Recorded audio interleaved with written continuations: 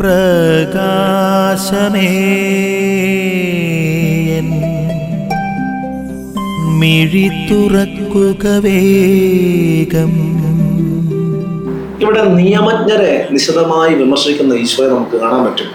അവർ പ്രമുഖ സ്ഥാനങ്ങൾ അലങ്കരിക്കും. വിരുന്നുകളുടെ ഏറ്റവും പ്രമുഖ സ്ഥാനങ്ങൾ, ഏറ്റവും നല്ല വസ്ത്രങ്ങളൊക്കെ ധരിച്ച് നടക്കും. പക്ഷെ അവരുടെ ഹൃദയം കാപട്യം നിറഞ്ഞതാണോ എന്നുള്ളൊരു ചോദ്യമാണ് ഇവിടെ നമ്മുടെ മുമ്പിലുള്ളത്.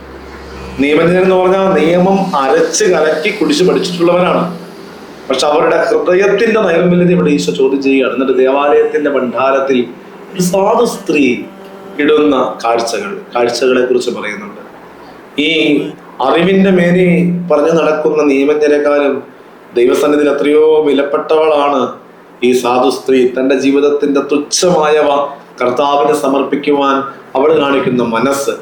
നിയമജ്ഞർ സമൂഹത്തിന് മുമ്പിൽ നല്ല ആഠ്യത്വമുള്ളവരായി കാണുമ്പോഴും അവരുടെ ഹൃദയ നൈർമല്യതയെ കർത്താവ് ചോദ്യം ചെയ്യുന്നുണ്ടെങ്കിൽ, മറുവശത്ത് സമൂഹത്തിൽ ഏറ്റവും താഴ്ത്തപ്പെട്ടവളെന്ന് ഗണിക്കപ്പെട്ടവളെ പോലും അവളുടെ ഹൃദയ നൈർമല്യതയുടെ പേരിൽ കർത്താവ് സ്വർഗരാജ്യത്തിൽ അവൾ വലിയവളാണെന്നുള്ള ഒരു ഓർമ്മപ്പെടുത്തൽ നൽകുന്നുണ്ട്. നമുക്കും പ്രാർത്ഥിക്കാം.